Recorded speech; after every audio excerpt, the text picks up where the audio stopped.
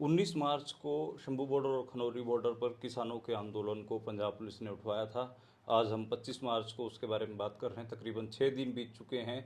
इस बीच में बहुत सारी हेडलाइंस आप तक पहुंची होंगी, जिसमें एक खबर ये पहुंची कि चंडीगढ़ में मीटिंग के लिए किसानों को बुलाया गया, बाद में उनको गिरफ्तार कर लिया गया। दूसरी खबर इस किस्म की भी पहुंची होंगी कि जो किसानों के आंदोलन के जो सामान थे, ट्रालियां थे और जो वहाँ पर टेंट थे, उनमें चोरियां करवाई गई। और भी कई किस्म की खबरें आप तक पहुंची होंगी। अलग अलग जगह पे विरोध प्रदर्शन की खबरें भी पहुंची होंगी और एक लार्जर चुप्पी भी देखने को मिली। खाली ये नहीं कि आपको एक जो गतिरोध चल रहा है, जो पूरा आंदोलन चल रहा है, उसी से संबंधित खबरें दिखी हों। कई जगह पे वो ढकी भी गई। उन सब के बारे में बात करने के लिए हमारे साथ किसान आंदोलन से गुरप्रीत सांगा मौजूद हैं, जो राजस्थान से हैं और राजस्थान में केएमएम किसान मजदूर मोर्चा के कर्ता धर्ता भी हैं और लगातार राजस्थान के जो किसान आंदोलन हैं उनमें सक्रिय रहते हैं और देश में जितने भी आंदोलन होते हैं किसानों के, खासकर वहाँ पर देखे जाते हैं। गुरप्रीत जी, सबसे पहले तो लोग आज 6 दिन हो गए हैं, ये जानना चाहेंगे कि करंट में सिचुएशन क्या है। क्या सभी किसानों को छोड़ दिया गया? जैसे एसएसपी जो पटियाला हैं, वो एक दो वीडियोज उनके आ चुके हैं कि किसानों को हम छोड़ रहे हैं, इतने किसानों को छोड़ रहे हैं। क्या सभी किसानों को छोड़ दिया गया है?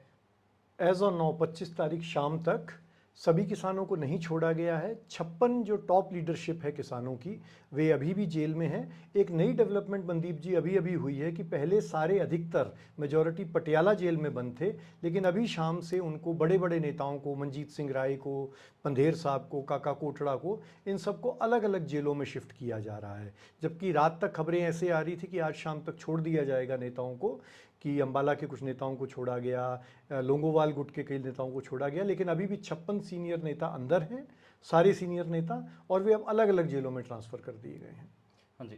तो मतलब पहले एक साथ एक जेल में थे तो कम से कम टाइम पास तो सौखा था। अब तो उनको अलग अलग जेलों में भेज दिया गया है, यानी कि कोई बातचीत भी ना कर पाए और क्या स्थिति है वो भी सही से नहीं पता चल पाएगी। डल्लेवाल साहब का को लेकर भी कहा जा रहा था कि उनकी गिरफ्तारी हुई है, फिर एसएसपी पटियाला कह रहे हैं नहीं नहीं, हमने तो सुप्रीम कोर्ट की गाइडलाइंस के अनुसार उनको राजेंद्रा हॉस्पिटल पटियाला में उनका इलाज करवा रहे, पहले उनको जलंधर लेके जाया गया था। क्या स्थिति है जी डल्लेवाल साहब के बारे में अभी? अभी अभी डल्लेवाल साहब जी के बेटे का एक वीडियो आया है आज दोपहर से, जो चलने लगा है ज़्यादा, जिसके अंदर, क्योंकि इसी कोर्ट के मामले के बाद ही उनकी मीटिंग करवाई गई परिवार से, अभी तक तो परिवार को भी नहीं मिलने दिया जा रहा था। उसमें उस बेटे ने बताया कि डल्लेवाल साहब जी, जब से ये एक्शन हुआ है, जिसको आज पंजाब में हर जगह कहा जा रहा है कि भगवंत मान ने जो दगा कमाया है, ये पंजाब का एक पुराना शब्द है, जब समाज या कोई कौम या एक वर्ग बहुत बुरी तरह बिट्रेयल फील करता है, एक हर्ट फील करता है, तो दगा कमाना, तो भगवंत मान ने जो दगा कमाया है कि इनवाइट करके घर पे बुला के अरेस्ट करना, उसके बाद से डल्लेवाल साहब ने कुछ खाया नहीं है। उनके बेटे ने आज बताया, उन्होंने हॉस्पिटल के अंदर रहते हुए भी त्याग दिया है, जल भी त्याग दिया। उनकी हालत आज काफ़ी गंभीर बताई जा रही है और पुलिस अपना स्टैंड चेंज कर रही है। पहले दिन उनको बाकायदा अरेस्ट कह के लिया गया था, फिर जब कोर्ट ने संज्ञान लिया तो उन्होंने कहा जी हमने तो आपकी आज्ञा का पालन किया है, और अब कह रहे हैं परिवार को मिलवाएंगे। तो स्थिति कुछ भी क्लियर नहीं है। He is out of bounds for common public and cadre, लेकिन परिवार से आज मिलवाया गया है उनको और उनकी स्थिति चिंताजनक है आज। जी, तो भगवंत मान ने जो ये दगा कमाया है, इसको लेकर मतलब ये क्यों किया उन्होंने? उनके खिलाफ तो आंदोलन भी नहीं था, आंदोलन तो केंद्र सरकार के खिलाफ था। आपकी मांगे भी किसानों की मांगे भी केंद्र सरकार के खिलाफ थी। फिर ये भगवंत मान बीच में क्यों हीरो बनने के लिए आए? क्यों किसानों के ऊपर उन्होंने, हीरो इन द सेंस कि विलन, वैसे तो किसानों के तो विलन बने हैं वो, लेकिन ठीक है कि केंद्र जिनकी वो गुलामी कर रहे होंगे उनके नज़रों में हीरो बने होंगे, तो ये ऐसा क्यों उन्होंने ये स्टेप लिया? एक बात बोल गए सुनील जाखड़ जी, वो बोलना नहीं चाहते होंगे पर कैसे उनके मुंह से निकल गया कि पंजाब सरकार एक वर्ग के डिवीजन करवा रही है, शहरी वर्सेस ग्रामीण में पंजाब को डिवाइड करने की कोशिश कर रही है। हालांकि बीजेपी हर जगह करती रही है, लेकिन अब पंजाब के अंदर ये कोशिश की जा रही है। और अब ये जो निकल के आया है कि आप भगवंत मान जी की किसी भी एक्शन को इस 19 मार्च से मत देखिए। 3 महीने से जो उन्होंने, जब मोदी एक बार पुल पे आके अटक गया था, वो पहले जो किसानों पे पर्चा दर्ज हुआ था यातायात बाधित करना और सड़क रोकने का पर्चा था, उसको भगवंत मान सरकार ने इरादा ए कत्ल, अटेम्प्ट टू मर्डर में कन्वर्ट करवाया गया। उसके अलावा जो 5 मार्च को एसकेएम जो ऑल इंडिया था, वो पंजाब की किसान चंडीगढ़ जाना चाहते थे पंजाब की मांगों को डिस्कस करने के लिए, वहाँ भी उन्होंने सीनियर नेताओं को, राजेवाल साहब को, उग्रहा साहब को बेइज्जत करके, जलील करके उनको वहाँ से निकाला, अरेस्ट किया, उनके कैडर को पकड़ा और 300 ट्रालियाँ, ट्रैक्टर ट्रालियाँ हिरासत में लिए गए, उनको अरेस्ट किया गया, डिटेन किया गया। हालांकि 2 दिन बाद सबको छोड़ा गया, लेकिन उसी क्रम में देखा जाए कि एक हार्ड स्टैंड भगवंत मान ने लेना शुरू कर दिया था एक रूरल पंजाब की तरफ। और अब उसको जब हाइंड साइट में हम उस चीज़ को एनालाइज करते हैं कि यह भी जो भगवंत मान ने किया है, बहुत टाइम से चर्चाएं चल रही हैं, भगवंत मान साहब खुद कहते हैं कि मेरी बहुत अच्छी ट्यूनिंग है अमित शाह के साथ, मैं इससे पंजाब की बेहतरी के लिए इस्तेमाल करता हूं। अब ये रियलाइज़ हो रहा है कि बेहतरी यह थी कि किसानों को ही मारूंगा, किसानों को ही करूंगा। और ये एक्शन जो लग रहा है, इसके कई एंगल निकल रहे हैं। एक ये जो वेस्ट लुधियाना का एक बाईपोल आने वाला है, उसके अंदर भी, क्योंकि वहाँ पे अगर संजीव अरोड़ा जीतते हैं, वे अपनी राज्यसभा छोड़ेंगे, और केजरीवाल जो आज almost without any protective cover घूम रहे हैं, वे एमएलए भी नहीं है इस वक्त, तो उनको एक राज्यसभा की सीट चाहिए कि मैं किसी तरह बचा रहूं प्रोसिक्यूशन से, और वो दिल्ली में बुरी हालत में भी हैं, उनके ऊपर पुलिस केसेस भी हैं, तो एक उससे जोड़ के देखा जा रहा है। एक आम आदमी पार्टी के अंदर जो इंटरनल डिफरेंसेस हैं, कि 2 बार कोशिश की गई है जब भगवंत मान हॉस्पिटल में भी थे कि उनको हटाने की कोशिश की गई है, उसके चलते भी देखा जा रहा है कि कहीं भगवंत मान ने ये डिसीजन यूनिलेटरली अगर लिया है तो शायद, अब ये दोनों विरोधाभासी हैं दोनों बातें, लेकिन दोनों इस एक्शन को जस्टिफाई कर देती हैं कहीं ना कहीं से, कि ये केंद्र के साथ एक टैंगो निभाते हुए, एक टेंडम के अंदर, एक ऑर्गेनाइज तरीके के तहत ये उन्होंने अरेस्ट किया है किसानों को, और मोर्चा तोड़ा है बाद में। जी, किस किस्म के रिएक्शन आपको देखने को मिले राजस्थान, हरियाणा, पंजाब में? किस किस्म के रिएक्शन आंदोलन को देखने को मिले? पॉजिटिव भी मिले और नेगेटिव भी मिले। जब से ये आंदोलन शुरू हुआ है, आपको जान के हैरानी होगी, कभी भी राजस्थान में कंसंट्रेटेड इसके फेवर में आंदोलन नहीं हो पाए थे, क्योंकि डिस्टेंसेस बहुत हैं, लोग ज़्यादा दूर हैं। लेकिन कभी कभी यदा कदा 2-3 जिलों में आंदोलन के सपोर्ट में भी आंदोलन हो जाते थे।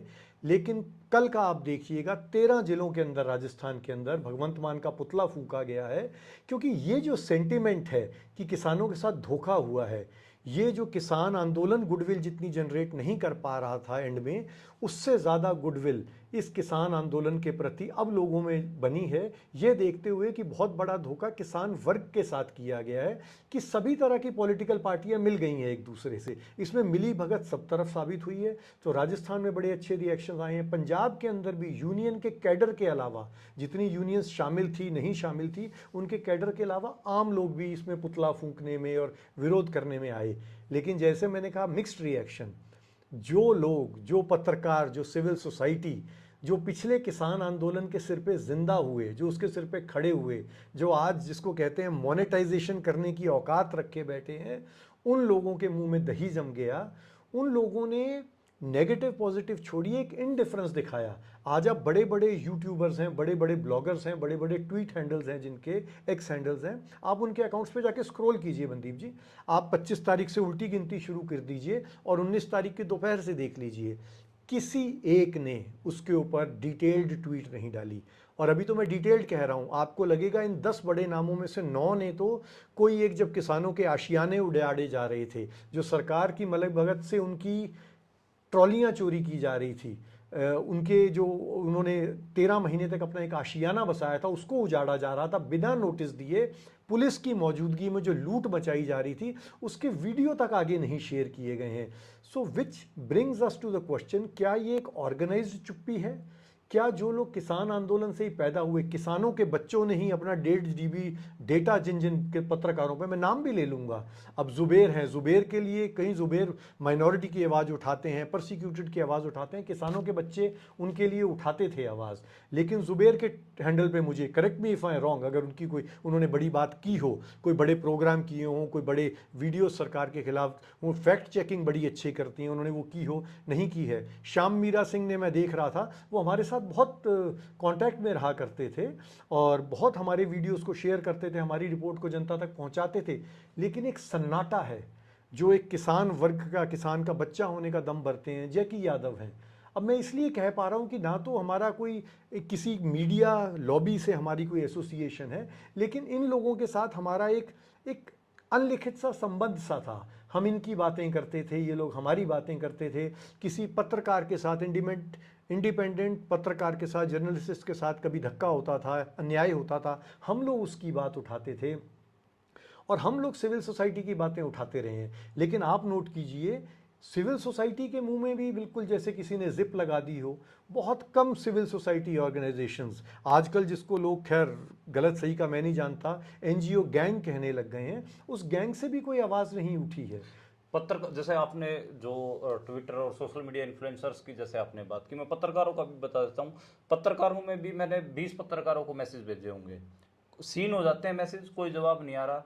किसी पत्रकार ने, जो मैं मेन स्ट्रीम पत्रकारों की बात नहीं कर रहा हूँ, मेन स्ट्रीम ने तो फिर भी इस आंदोलन के ऊपर 2 पैसे की कवरेज की है। बिल्कुल। जो अल्टरनेट मीडिया है, जिसको हम अल्टरनेट मीडिया कह रहे थे, मतलब आप दावायर से शुरू हो जाइए और आप न्यूज़ लॉन्ड्री से लेकर, न्यूज़ क्लिक से लेकर, और आप ये तो मीडियादार है, रवीश कुमार, अजीत अंजुम, जितने भी ये so called alternate media houses थे, किसी ने भी अपना रिपोर्टर यहाँ ग्राउंड पे नहीं भेजा कवरेज करने के लिए। कोई डिटेल स्टोरी नहीं हुई है, कोई उन्होंने ऐसा एक होता है ना कि कोई खबर हैपनिंग होती है तो लाइव चलाया जाता है उसको लगातार, उसके ऊपर बात करी जाती है, उसके ऊपर ओपिनियन लिए जाते हैं, कुछ नहीं हुआ ऐसा। तो उधर भी एक बड़े सेक्शन में चुप्पी है। ये मैंने महसूस किया अपने पत्रकारिता में कि पंजाब के और किसानों के ऊपर जब भी क्रूशियल टाइम आता है, जब कोई पुलिस एक्ट कर रही होती है, पुलिस या फिर जो होम मिनिस्ट्री है देश की, या एजेंसियां, जब वो पंजाब या किसानों के ऊपर चढ़ के आती हैं, हरियाणा के ऊपर चढ़ के आती हैं, ये सब लोग चुप हो जाते हैं। और जब इन किसानों के या पंजाब हरियाणा के वालों के इसमें लंगर चल रहा होता है, खीर चल रही होती है, बादाम चल रहे होते हैं, तब वो जरूर खाने आते हैं। और ये एक मेरे को बड़ा अजीब लगा। 2023 में अमृतपाल सिंह वाला इशू हुआ, तो तब भी आप देखिए उस वक्त बिल्कुल चुप्पी हो गई थी इस पुलिस मीडिया दहशत फैलाई गई पंजाब में, सब बिल्कुल। चुप थे। उससे पहले भी 26 जनवरी का मामला है किसान आंदोलन में, लाल किले वाला, उसमें सब उल्टा बोलने लग गए थे।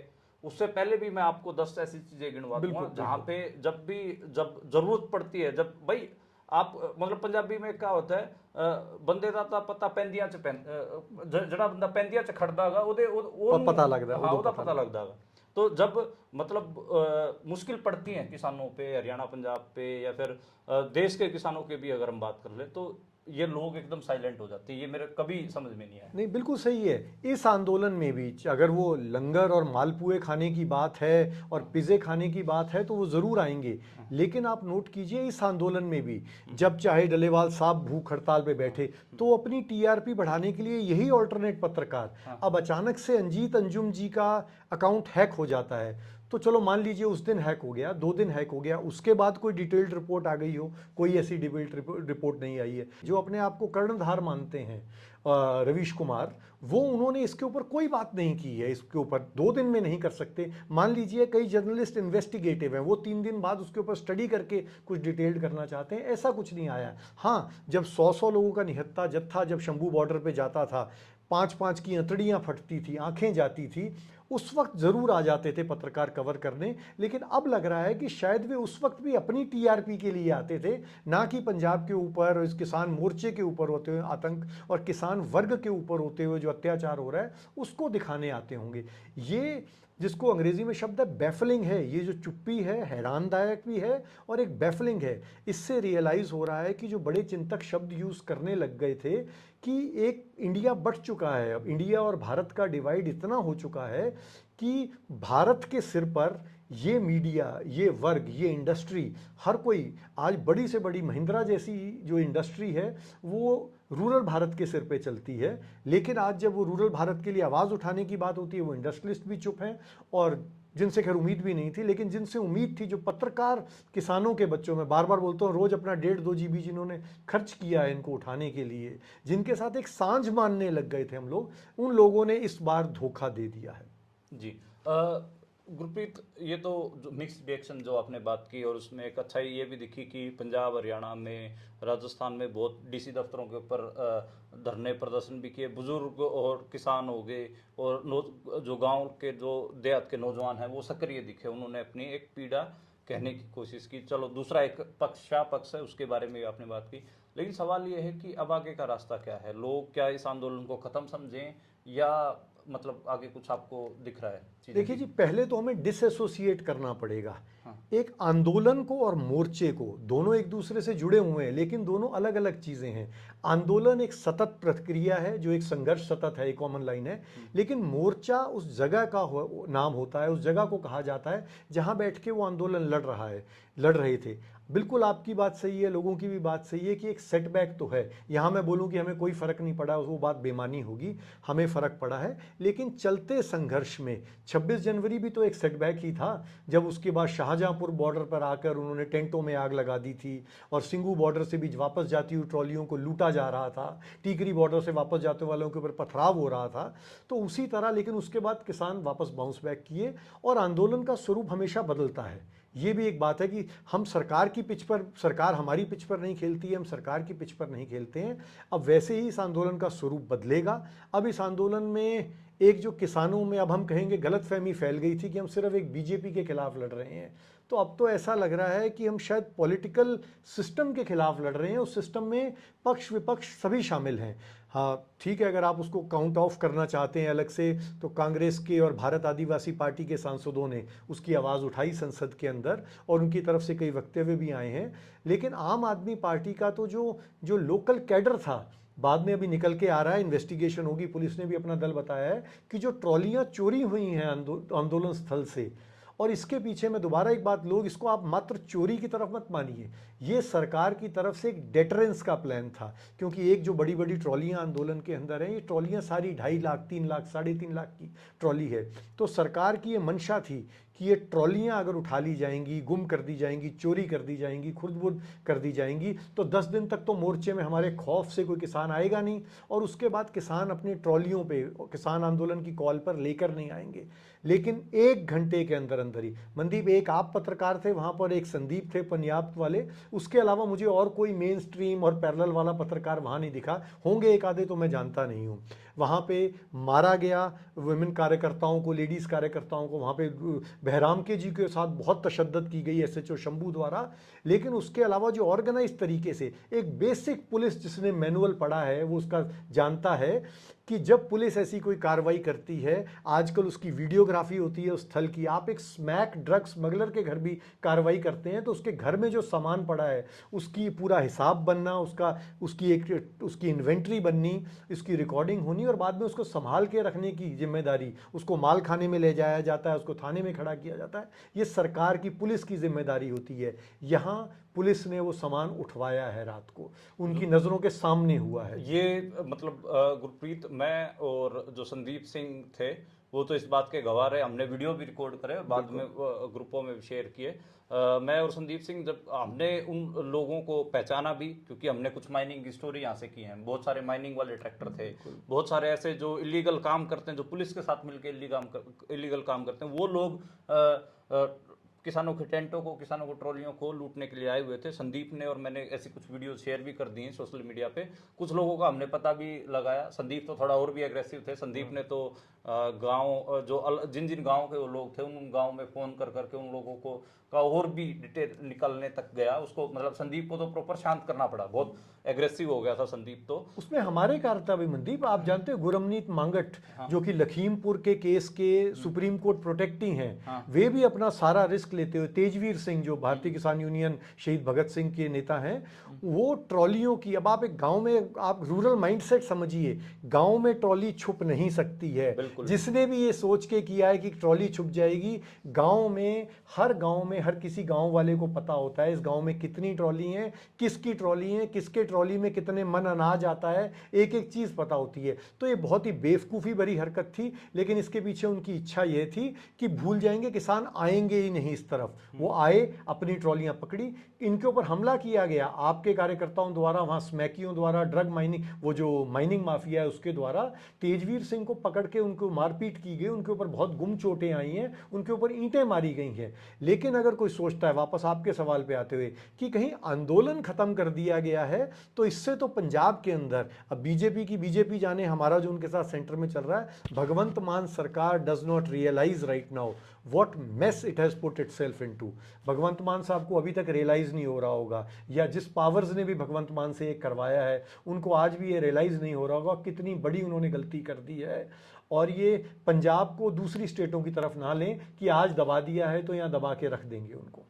जी शुक्रिया गुरप्रीत। तो गुरप्रीत ने जो आखिरी में जो बात कही है उसको मैं थोड़ा एक्सप्लेन करना चाहूँगा। बहुत इंपॉर्टेंट बात कही है इन्होंने कहा है कि सरकार ने न सिर्फ इस मोर्चे को उजाड़ने की कोशिश की है, पर जो एक 2020-21 के बाद प्रोटेस्ट ऑफ फॉर्म, मतलब एक आंदोलन का एक फॉर्म भी बन गया था ट्रैक्टर ट्रॉलियों के साथ मोर्चे पर आने वाला, तो ट्रॉलियों को चोरी करवा के उस फॉर्म को भी तोड़ने की कोशिश की है। यानी कि किसानों का जो साथी बन गया था ट्रैक्टर, जो खेतों में इस्तेमाल करते हैं ट्रालियां, उनको भी कहीं ना कहीं तितर बितर उनको भी डिरेल करने की कोशिश की गई है। और एक ये ऑर्गेनाइज किस्म का हमला महसूस होता है जिसमें केंद्र सरकार और पंजाब सरकार मिले हुए दिखते हैं। और किसान मान रहे हैं कि मोर्चे के लेवल पर जरूर उनको सेटबैक है, लेकिन आंदोलन एक सतत कांस्टेंट प्रक्रिया है जो चलता रहता है, ऊपर नीचे आगे पीछे। तो अब आगे देखना होगा कि ये किसान आंदोलन 2.0 क्या स्वरूप लेता है, क्या रूप लेता है। हालांकि चुनौतियां बहुत हैं, क्योंकि हम सबको पता है कि 10 अप्रैल का पहला सप्ताह किसानों की फसल कटाई का सप्ताह भी होता है। हालांकि अभी भी सरसों वगैरह की कटाई तो अभी भी जारी है, कई जगह पे सरसों कट चुकी है। और अप्रैल के पहले महीने से हमको पता है कि गेहूं कटना शुरू हो जाता है, और गेहूं हरियाणा पंजाब की मेन फसल है। तो किसान इस बीच अपने खेतों में भी व्यस्त रहेंगे, और 56 के आसपास किसान नेता अभी जेल में भी हैं। और काफ़ी किसान आंदोलन 2.0 के लिए काफ़ी मुश्किल घड़ी है। देखते हैं कि आगे क्या होता है।